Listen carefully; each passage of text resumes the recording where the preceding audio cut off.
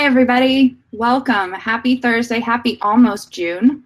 I am Jenny Guy with Mediavine. I'm a marketing associate, and I am here with our CEO, Eric Hochberger.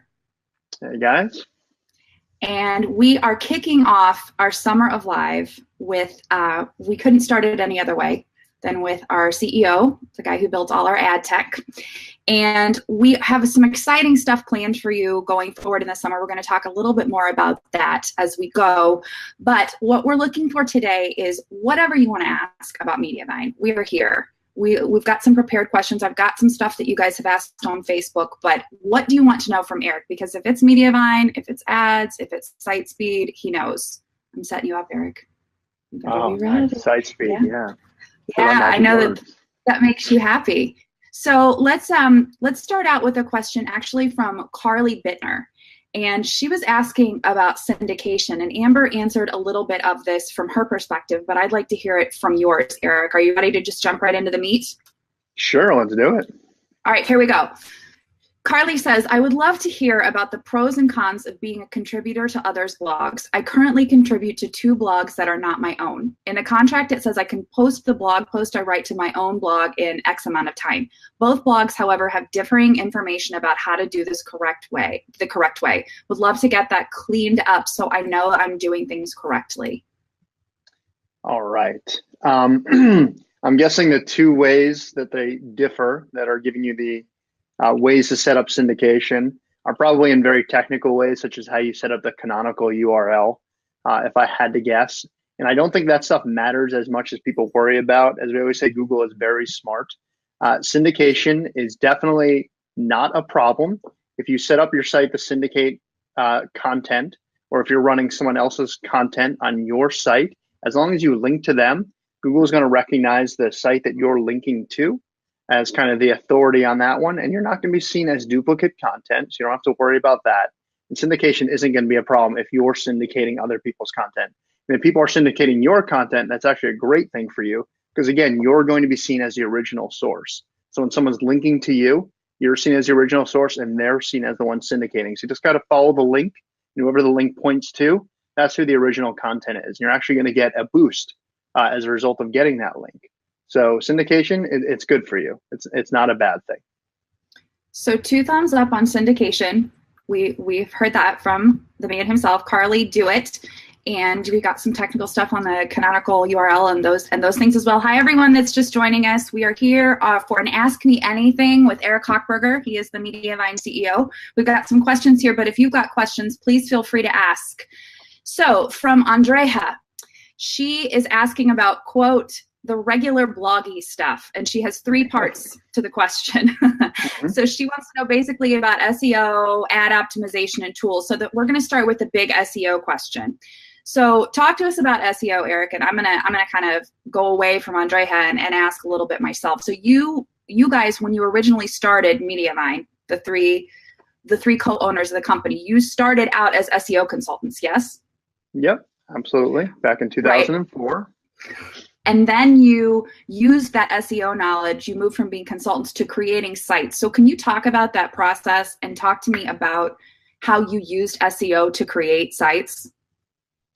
Yeah, no, I think when you're designing with a site with SEO in mind, you're really going to look for a site. First off, you're going to write about content that people are already searching on the web. Luckily, most of the niches that Mediavine represents, such as food, travel, parenting, all these things have so much search behind them. So you guys are already in good spaces. You don't have to worry about that. That was kind of where we came up with the Hollywood gossip, or celebrity gossip in general is very highly searched. So that's the first thing to do when it comes to SEO, because SEO is all about content. What are people searching for? I think also think a lot in terms of linking strategies at Mediavine, and especially back then when they were even more important than they are today. And just making sure you're writing about things that are going to get people to talk about what you're writing about or link to you. That was even before the days of, crazy enough, all these different social media platforms when we first started these sites. But social media is very similar to getting organic links, right? You want to write about content that people are going to link to. Again, very, very friendly to what we all write about. It would be harder if, say you were starting a financial site And we do have personal finance bloggers, I know, but when we ran financial sites in the past, those are much tougher to get links to than, say, a celebrity gossip site, which people are more likely to link to because people want to link to things that they're talking about at the time. So yeah, and financial stuff is not necessarily as popular with people's discussion. So really, that's what it came to. Like when coming up with what site to write about, it with SEO in mind, really came down to content and what was going to be most likely to get links to. Okay. All right. That all makes sense. Well, I'm going to actually interrupt Andrea's question to jump in with Alvin. Alvin, you were talking about links, and Alvin Lau told us, I'm terrible at building any links. Not so much a question as a statement, but can you talk a little bit about link building for us, Eric? Oh, man. Back in the day, and I guess I feel like, again, I am a little far removed from this stuff, and I'd so much like to defer to Amber and Josh, who I believe are going to be doing one of these lives as well. You're right, next week, sir. Excellent. But back in the day, we used to call things like link baiting or link building strategies that we would come up with. And a lot of that is coming up with original content that no one else has. And when you have that original content, on the Hollywood Gossip, we would try to get, for example, exclusives, or we would come up with infographics or interesting ways of presenting content. Obviously, on that site, it's a little difficult to come up with something original because by the very nature of it, we're reporting on what other people are doing. But you could get exclusives and we could create unique content. Once you have that unique content, it's also about getting that content out there. Just putting on your blog doesn't necessarily mean people are going to link to it, obviously. Blasting on all your social media channels, it's still maybe not even enough. You have to think beyond that. We used to go, man, again, this stuff is so old to me now.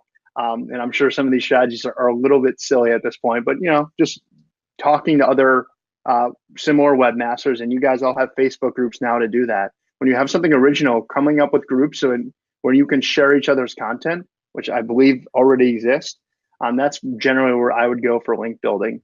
Similar sites and just creating original content, which again, so much of what everyone here at Mediavine already does. That's really helpful in terms of sharing and building those links, because that's that's how you get the traffic, and that's very helpful to people, even though it's been a while since you were in the link building business.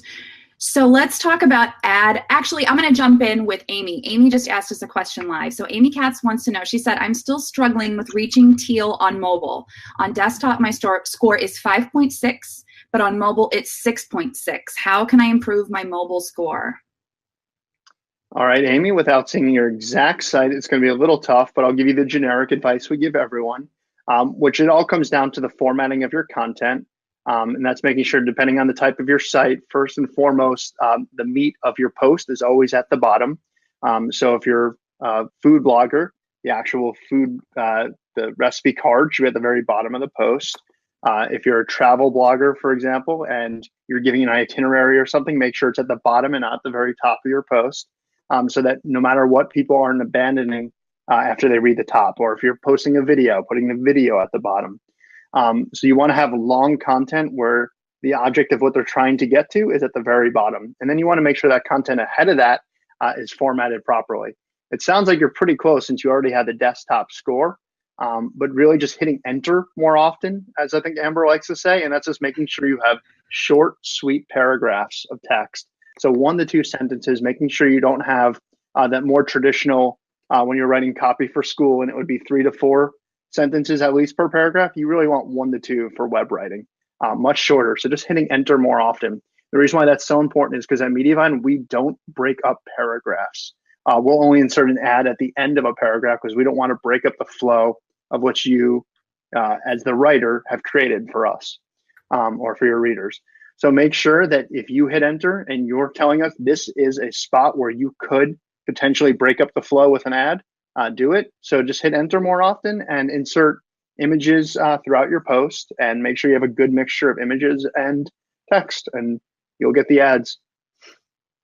I think that's a great answer. And I think what really helped me with that, because I was a school writer in English and all that, it's so counterintuitive to be pushing enter so often. But when I toggled to the mobile view, that helped me so much to see what that wall of text looks like in the way that people are consuming my content. That's a great point. Yeah, and especially since on mobile, one of the things we always encourage bloggers to do, and this also will help with in terms of getting more ads, is increasing your font size. I think traditionally we all used to use like 11 or 12 pixel or point fonts, which is fine when you're printing that out or you're reading it on a desktop. When you start reading that stuff on a mobile phone, it's tough to read. So we encourage like 14 or 16 pixels now when you're reading it on a phone. And you start to get to that. If you have 3 to 4 3 to 4 sentences in a paragraph, it is a giant block to give your entire phone. So really consider that. Like, this isn't just for getting more ads. This is for better user experience. And there's been lots of studies that show that's the best way to write for the web.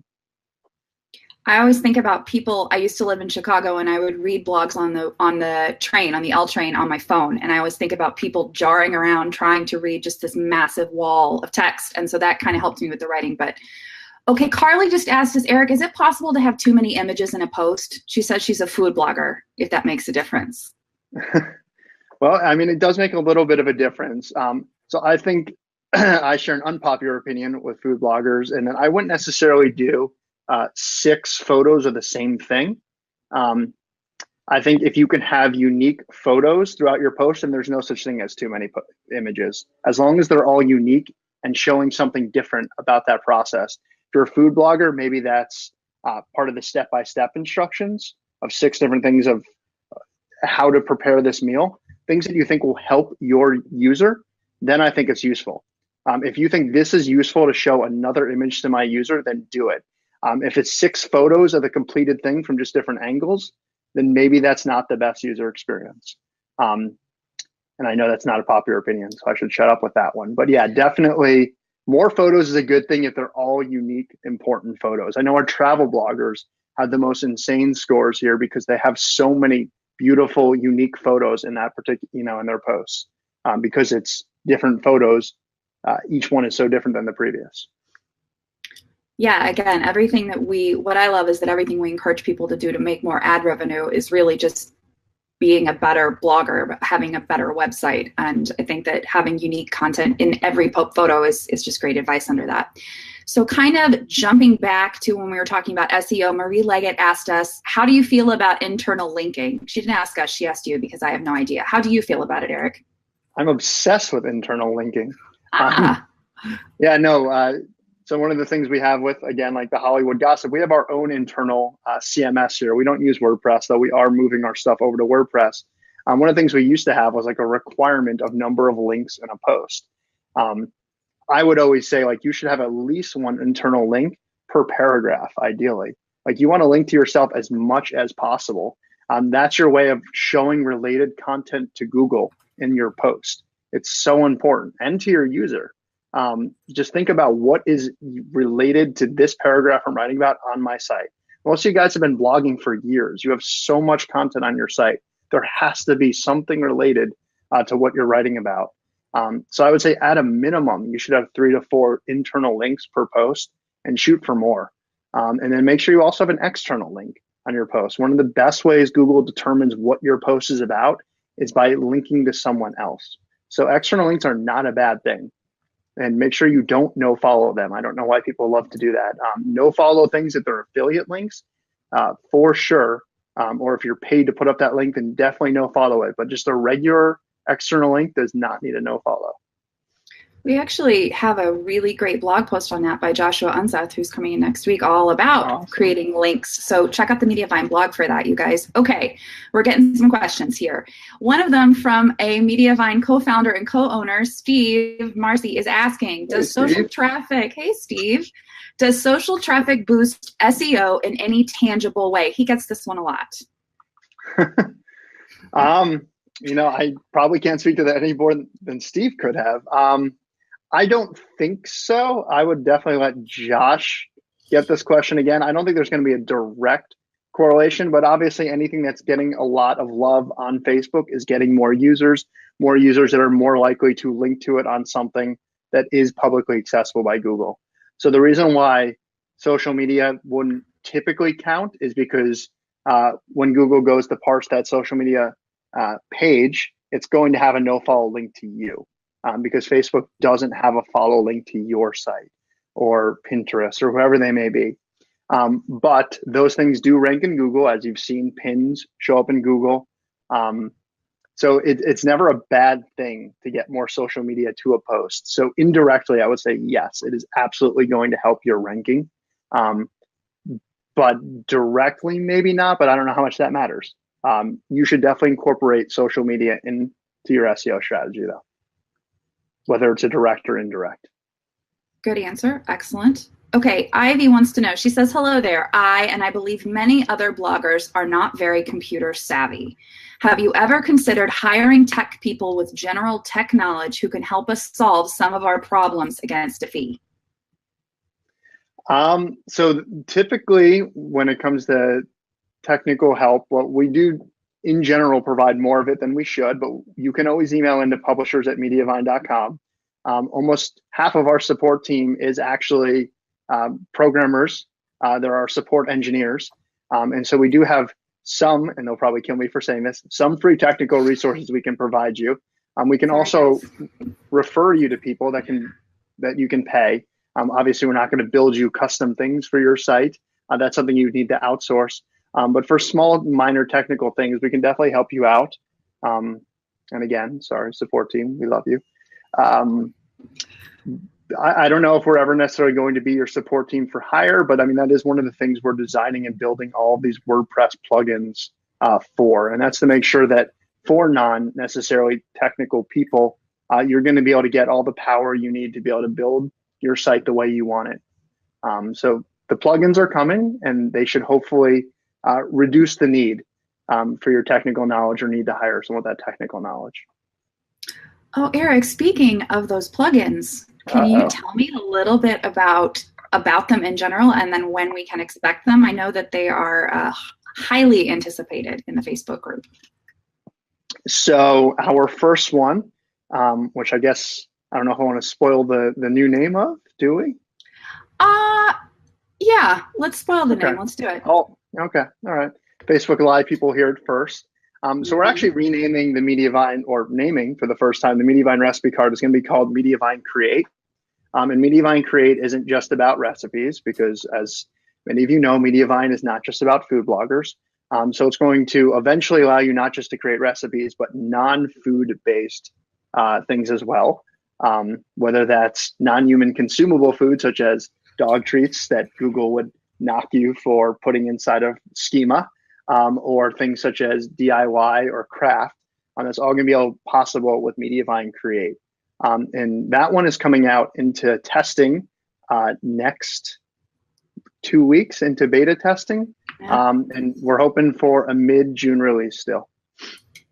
So definitely by the end of June, Mediavine Create will be publicly available. And you heard it here, Facebook Live. Go to work, devs. I'm kidding. We are very excited about all of this, and we are actually, I know we've got a giveaway going on for tickets to Haven. We're going to have some of our developers at Haven demoing the non-consumable functions of Mediavine Create, that plugin for them, how that's going to work for craft bloggers and DIY bloggers. So we're really excited about getting that going. So let us see. Okay, so Jody asked us, what are some ways to get post ideas? I'm looking to get ahead for the summer and need more blog topics to pursue. Ooh, I love that question. So I obviously always look for SEO. So I would use, my favorite tool for this is SEMrush. I know it's kind of cost prohibitive for a lot of people. I have heard that people can team up and purchase it in kind of a group. So I would recommend you consider SEMrush. It's very powerful. There's a lot of competition out there for SEMrush. It's a little bit cheaper, so you can definitely look into those. What SEMrush will let you do is find basically related top keywords of your site and related keywords. So you could type in, and I know this will probably get frowned upon, but you could type in other people that you know that are in a similar niche to you, and you can see keywords that they rank for. And that can give you ideas so that you're not just writing about the same things. Obviously, it's tough to come up with generic words to type into Google or into a keyword tool. And this can kind of give you inspiration. Figure out what other people are ranking for that you didn't even think of. And something like SEMrush is going to give that to you through a competitor lookup. And then the other, and this one is free, is the Google Search Console. Look at your own site. Find things that you're ranking outside of the top 3 on. And I think Josh and Amber talk about this one a lot and have some great tutorials. And I wrote one as well on the Mediavine blog.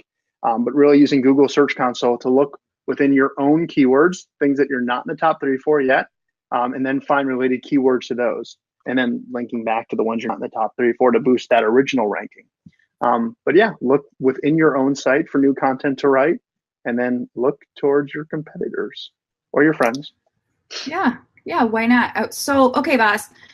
Frida, we're gonna jump back into our plugins. So Frida said, I appreciate the tech support. Well, not really a plugin, just more of a platform thing, which we're doing some posts on our blog. I appreciate the tech support I have received as a food blogger on the Blogger platform. Any plans for a recipe card HTML code for this platform? So I will say that's not even just exclusive to Blogger. Obviously, there's platforms like Squarespace, Wix, Shopify. We have bloggers on all sorts of platforms that are not just WordPress. I can tell you our initial focus is on WordPress because I believe it's like 91% of our bloggers are on WordPress, and they have an open source system which allows us to develop for very easily. So that's why that is our initial project. However, it would not be the hardest thing in the world for us to build an HTML output from it. I don't know when the time frame for that would be. I know that it would not be impossible for us to do, and I won't say it will never happen. So I just can't promise you it will happen or when. So maybe. So a very strong maybe. Yep. Okay, so Zona asked, how do I keep ads from breaking up a section? For instance, I do a you might also like in her blog post followed by 4 internal links, and she'd prefer no links in between those. All right, great question. So we actually don't break up divs or paragraphs, as I was mentioning before. And I throw the word div in there also. That's an HTML element, div. And what you could do is if you wrap all of that in one div, or basically so it looks like it's one paragraph, our system won't break it up on purpose. And we actually have a help article on this, which we can send you after this, which will basically show you how you can mark up a section of your site to be one paragraph, one div, so that our in-content logic won't break it up. Awesome. Can I actually get one of my awesome coworkers to post that on our Facebook session, that help doc? That would be extremely, extremely wonderful. All right. So Shashi Charles says, you guys rock. Thanks, Shashi. We think you rock too. She said, but most SEO specialists seem to frown on plugins as they are supposed to be slowing down your site. With that said, with the plugins, and then she says in parentheses, other than the recipe card and yay for the release, we're pretty yay too, be available in HTML code format that could be attached as a text widget. So I think there's a misconception about plugins and their hits on site speed. So yes. What ultimately a plugin does is going to be what impacts the site speed, not just the existence of the plugin. So we're very conscious, as you can imagine, with me strongly advising on this plugin, that we're going to be very conscious of site speed. And so what the plugin outputs into your HTML in the end, or what JavaScript and style sheets and what it's loading, that's what slows down your site. The existence of a plugin doesn't slow down your site. They can slow down the server by running too much stuff in the back end. But again, ours is going to be very conscious of that.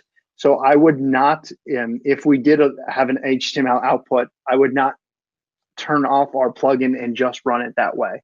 Our plugin is going to have a lot more power than just what's outputted inside of that card at the bottom of your post.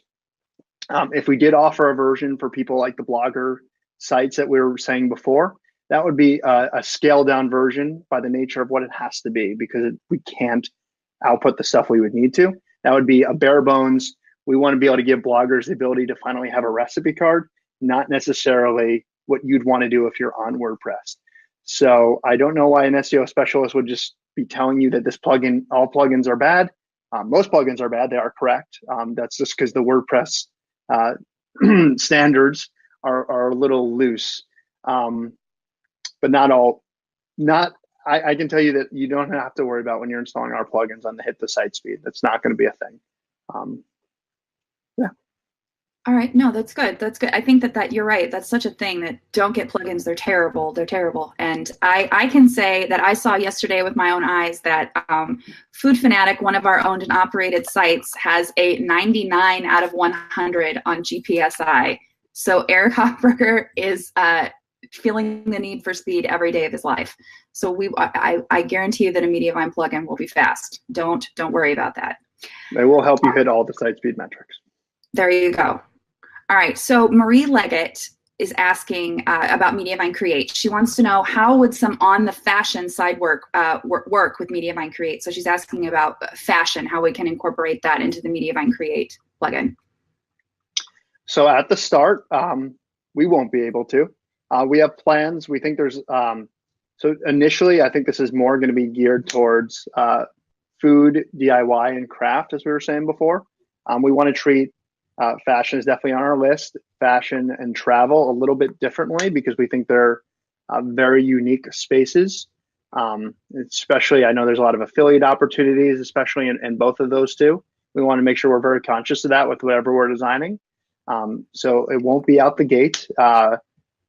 So initially, Create is really just going to be about food. And as Jenny mentioned, by the time we're at Haven, we want to make sure it is supporting DIY and craft. That's in July.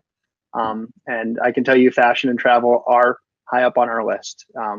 But sorry, not yet.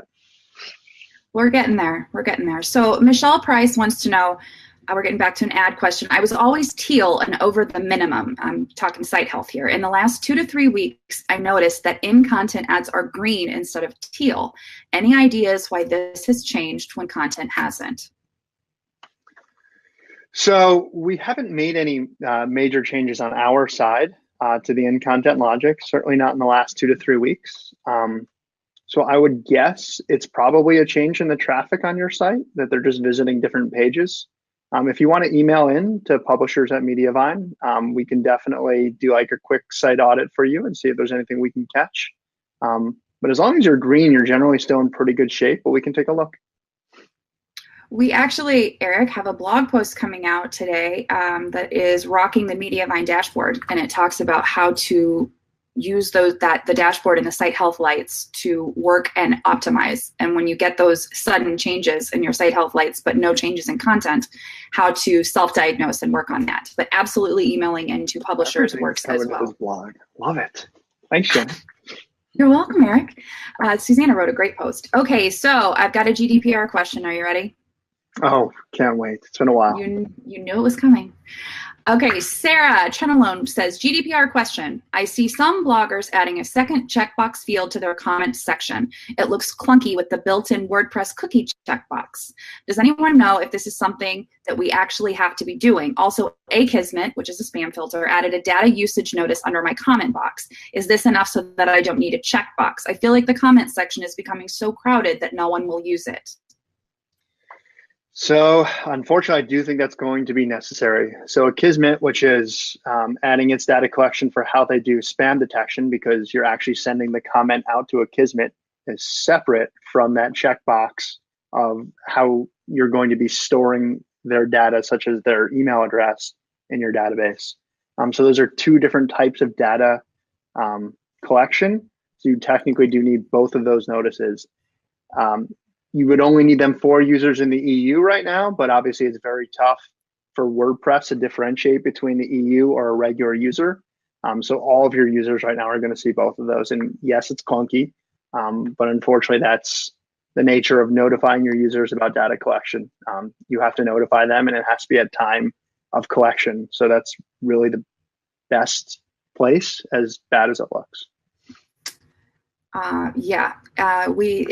Things are in flux, and we are changing all of our things, and the world is changing all of their laws. So I think that my speculation is that we're going to continue seeing shifts in everything from the technology to the response to the new laws to the laws themselves. So do you want to give a brief statement on how the Mediavine company as a whole has done with our GDPR readiness, just kind of where we are with everything?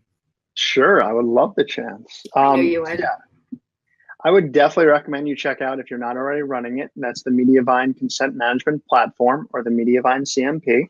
And that will allow you to basically get consent from your users for data and for data collection and cookies. Mostly focus on the ads, so to make sure that we're able to serve personalized ads. If you enable that, users in the EU are going to earn you 30% more. That's what we've seen. Publishers that have enabled our CMP are earning 30% more in the EU. Whoa, 3-0. Yeah. So that's pretty darn substantial. Most companies we have heard are actually hurting, and you can read articles about this on the web, have actually seen a decrease in revenue as a result of GDPR.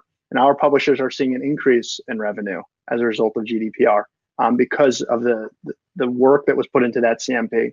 We're also now working on that CMP to be able to give you guys more access to be able to use it as your own consent management platform. To be able to gather consents such as any data you're collecting. And that's all coming soon. Yeah, so GDPR for Mediavine publishers, a good thing. That's pretty exciting. All right, boss, we got a question from Annie McClung. I'm 5 days old in the Mediavine community, but a longtime blogger. I'm considering going back over all posts to make unique Mediavine videos. I keep seeing Mediavine recommend putting videos at the bottom of a post. I'm curious if you tested running videos at the top of a post so visitors can start it, prompting an ad view, and then have it in the sidebar, PIP style, while they scroll the post for better results. I imagine this could be case by case on where to put it exactly. Yeah, great question, Andy. So a lot of that, the articles you've been reading are actually from before we came up with that PIP style or the sticky video here at Mediavine. That's relatively new here. We personally play it safe when it comes to a lot of this stuff, and Google only recently approved sticky video. That's Google Ad Exchange. And so we released ours shortly after that, if you're curious why it took us so long. So now that we have a PIP or a sticky video player, putting it at the top is not necessarily a bad thing anymore. So if you put it at the very top, which is actually what our system will do if you turn on the auto upgrade feature in the video section of your dashboard under settings, it will move it to the top and turn on autoplay and turn on sticky. That way they can start it at the very beginning of your post. That's actually a great place on desktop. On mobile, we prefer it a little bit lower, which is why our auto upgrade only works on desktop, because we don't have a sticky player on mobile, because there's not really a great user experience to make the video sticky as they continue to scroll on such a small device. And plus, we already have the video adhesion. You don't really want to have too many videos sticking with them as they scroll. So I would recommend somewhere towards the top is definitely a preferable spot now, but I recommend testing on your own site and see what works best. Excellent. But definitely love the idea of creating unique videos, by the way, for every single post. Our video player marks everything up in schema.org to make sure that we're presenting to Google that post has a unique video. By creating a unique video for every post, you're actually going to give yourself a little SEO boost to every single post, in addition to the additional ad dollars you'll be earning. So I'm going to jump in with my own question here. It's still the year of video. There are so many exciting things happening with video all across Mediavine. I wanted to know what's coming up. What do we have in the pipeline in the future for our video? We've got so much great stuff. So I'm not going to lie to you, GDPR kind of put a lot of things on pause for a little bit. But now that GDPR is, I don't want to say behind us, but now that the GDPR deadline has passed, and it won't be all consuming of everyone's lives for a little bit, we're back to video. So one of the big things that's coming out is playlists. So the ability to not just have a single video showing in things like the video adhesion or in your post, but to have additional videos playing after that video completes, or creating your own playlist, whether they're dynamic based on your most popular videos or whether they're manually created by you. So playlists are coming. The other big video thing is we're working on templating the video player so you can make the player feel more native to your site. So that's another cool one coming. And then some other fun stuff, but basically making you more money is the bottom line of video this year. And just making sure the video adhesion and the sticky player, which are kind of the two most important video options at this point, are doing their best for you. So much exciting stuff. So yes, Andy, make the videos, make them now. You're at the right place for it. Lisa Sharp doesn't have a question. She wants to say something nice to us, which we're always a fan of. She said, I have a second site with another ad network as it's not big enough for Mediavine, and their GDPR plan is terrible, and they've been so slow with everything. So thank you, Mediavine, for making this easy. Thank you, Lisa. Yep. Thanks to the devs and to the awesome publisher support team and everyone. We have some great staff. Okay. I don't know, Eric, I don't know what this is, but that doesn't mean anything. Maybe you will. Maria asked, what do you know about Twitch? Is it a moneymaker? I don't know. If you don't know what Twitch is, I don't know what Twitch is. Okay, let's come. Maybe let us Google that. Oh, we'll be back. Okay, let's go to Katrina. Social media. I can't keep up with it. I know, it's crazy. These crazy. What will they think of next, Eric? Watching videos about people playing video games. Is that what Twitch is? It's maybe it's probably to do with GDPR. I think the EU invented it. There's a law about it. Yeah. So Katrina wants to know about Blogger, the platform. Are there benefits to using WordPress and self-hosting instead of the Blogger platform, other than the fact that Blogger is just super clunky, hard to work with, SEO or ranking benefits? And this is something we've been addressing in blog posts, and I want to hear it from the man himself. Eric, we do not dislike Blogger, do we, at Mediavine? I mean, we certainly don't dislike Blogger. Certainly not as a company. I don't want anyone to think that Mediavine dislikes Blogger. We work with publishers on all platforms here. Granted, it is 91% of our bloggers are on WordPress, but that's not due to our bias. That's just that's the bias of the internet. Personally, as a computer engineer or a programmer, I am always going to prefer an open source solution to any closed platform. And WordPress is an open source solution. It allows people like Mediavine to develop on it and bring you new features. Blogger, you're at the mercy of exactly one company to bring you new features, and that's Google. And we love Google here, but that Google might not be spending as many resources on Blogger as you would want. I'm sure you don't see as many updates as WordPress gets on a daily and weekly basis. And that's really the question you have to ask yourself. Like, do you want the flexibility that being on WordPress would give you? There are a lot of SEO benefits. WordPress is definitely built with SEO in mind, kind of follows every technical guideline that is released for SEO, especially if you use plugins such as the Yoast plugin. So it probably could help with your ranking. It's definitely easier to customize for more site speed. So Blogger is fast, and that the server side component of it is handled by Google, and Google is very good at servers. So they'll serve your page quickly. The actual page itself is going to be slow, and there's no way for you to really be able to customize that. And that's something that WordPress would give you.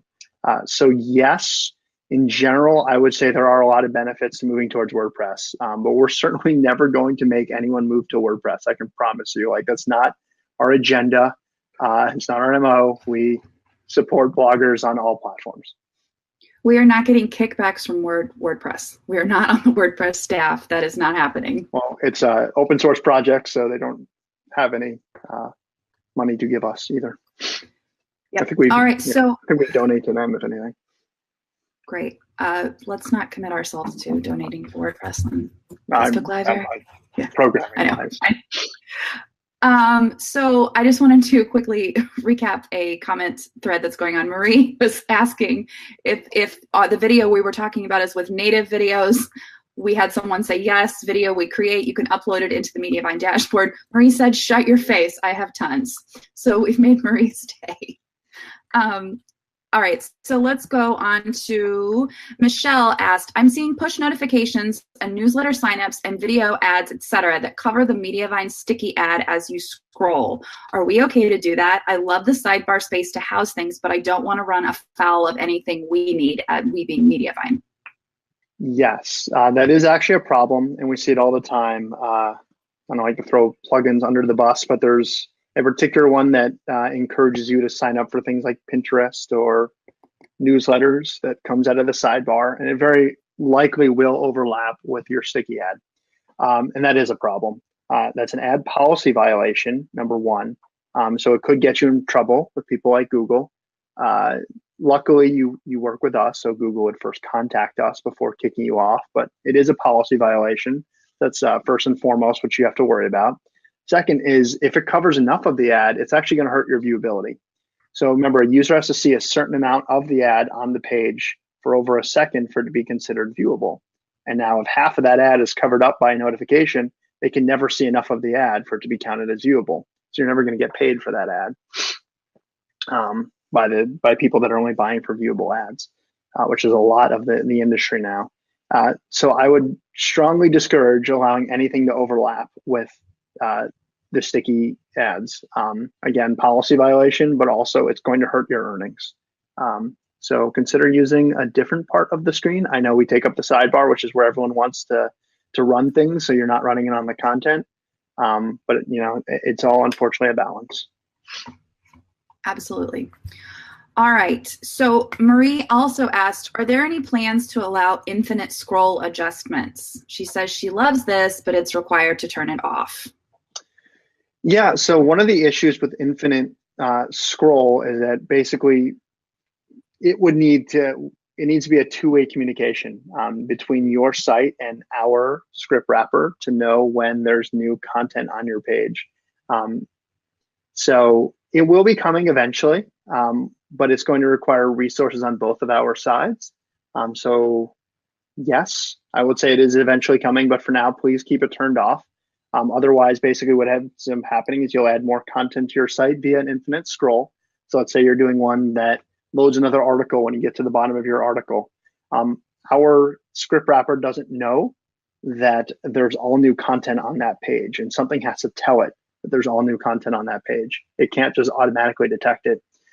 So it's kind of a computer problem, but it's something I think we can solve together, just not today. Maybe in the next few months, we can start to address that. Yeah, we'll just keep fixing the internet and doing what we do, and we'll get there eventually. Okay, Diana Hansen wants to go back to the site health checks.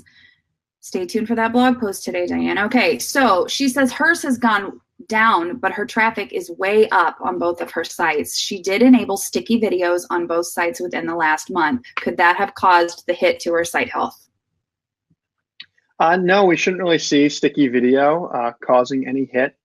So our sticky video plays very nicely with our sidebar sticky. You'll never see the two of them overlap since it's smart enough to make sure that they don't. So it shouldn't impact your sticky sidebar health. And when it comes to your in-content ads, that's really just going to be determined based on content length and won't necessarily be impacted by running the sticky video player or videos in your post. So I think they're unrelated, but that's awesome. Congrats on the increase in traffic. So you're probably making more money whether you have lower health checks or not. But as usual, look forward to that blog post that Jenny was saying, or email in and we can take a look.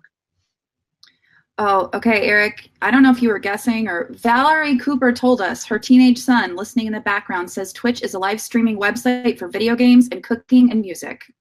Yeah, that's what I was saying. Video games. I know about the twitching.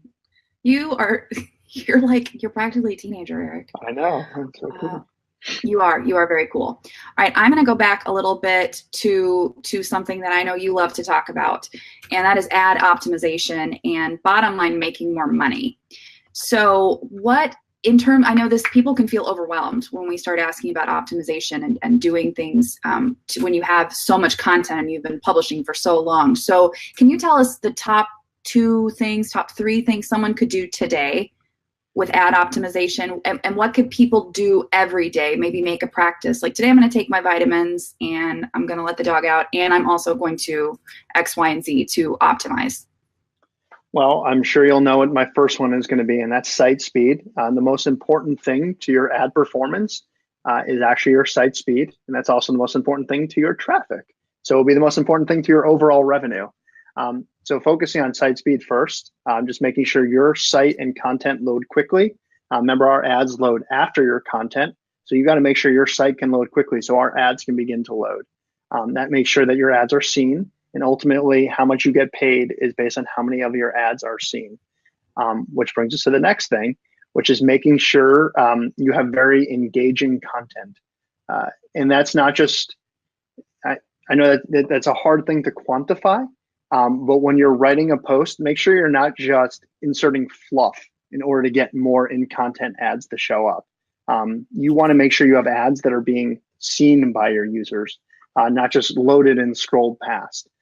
So think of ways, and I don't mean to like call out food bloggers in particular, but come up with things that are related to that recipe that you can tell them as part of that story before the recipe card. I know people have found very clever ways here at Mediavine in order to be able to get high scores with the food blog. So you can definitely do it. We have lots of people that are teal. I like to think Courtney Odell is incredible at this. Giving people like tips and tricks and all sorts of things you can do at the top of your post before they get to the recipe card to keep them engaged. That way they're going to see all of those ads. And then doing that with all of your new posts and going back to original posts. And then, of course, the third trick would be just writing longer content. But again, as long as that's engaging and you're using that other trick and making sure that you're not just writing fluff, but writing long content, not just inserting 6 identical photos, but 6 unique photos. What are you doing for your user that's going to make them read through all of that content? That's really what you're trying to do. So do good is what you're I'm kidding. So, okay. Right for your user, not for your ads. Right for your user, not for your ads. Let's quote that on a sampler. Let's make a t-shirt. I like that. So Michelle has another question. She wants to know, you get to talk more about site speed, Eric. She wants to know what your best resource is for reviewing and improving site speed. Her name is Lauren, and she's at Once Coupled. No, honestly, the best thing we have is using the Google tool, which is Page Speed Insights, which is going to give you a lot of tips. And then they have another product coming out, I think it's called Lighthouse, that's similar to this. But if you would like to hire someone who is very, very good at speed audits, both Lauren at Once Coupled and the team at Agathon are pretty great at doing these speed audits for you and can help you actually make the changes you need. If that's out of your budget, there are ways to definitely kind of self-audit this stuff. We have some guides up on our site, and even Once Coupled has some up on her blog in order to how to do this stuff yourself.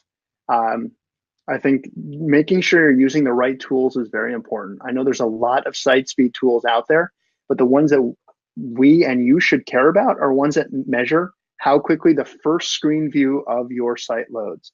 The most important thing to your user, remember, is how quickly the page appears to load. The only thing you can perceive as a user is what your eyeballs see. You don't know what's actually happening in the computer, right? You don't care about that.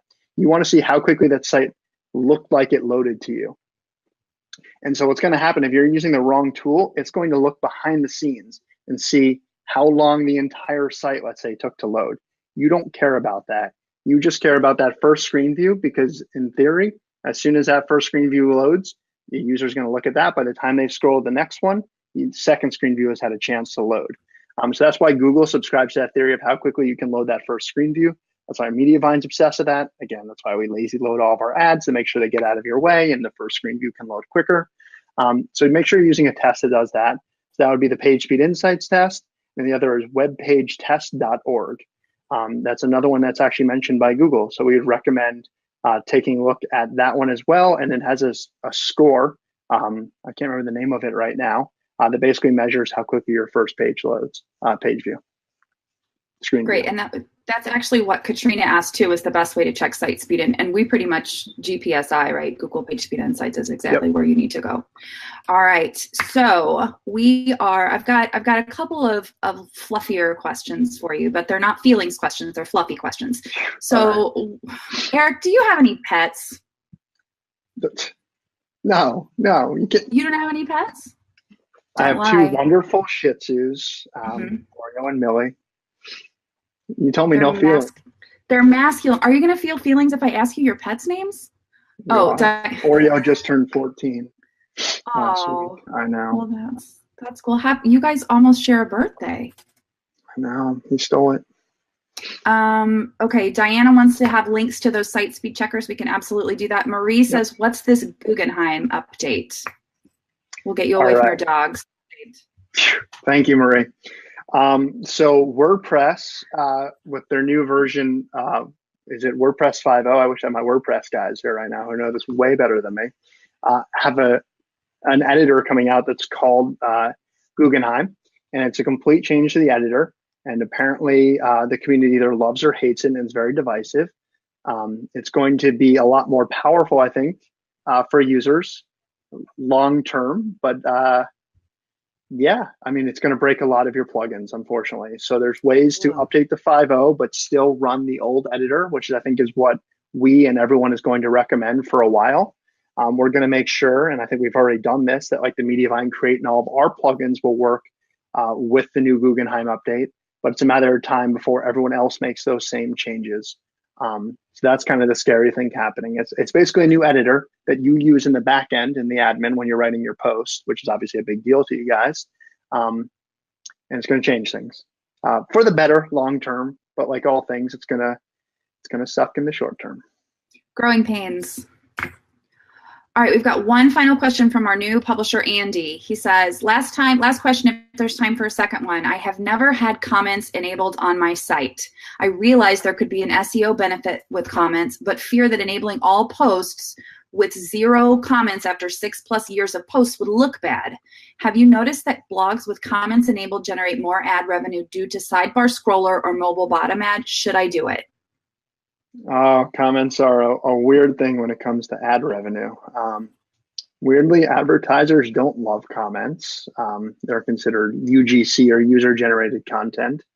I have to make that one caveat.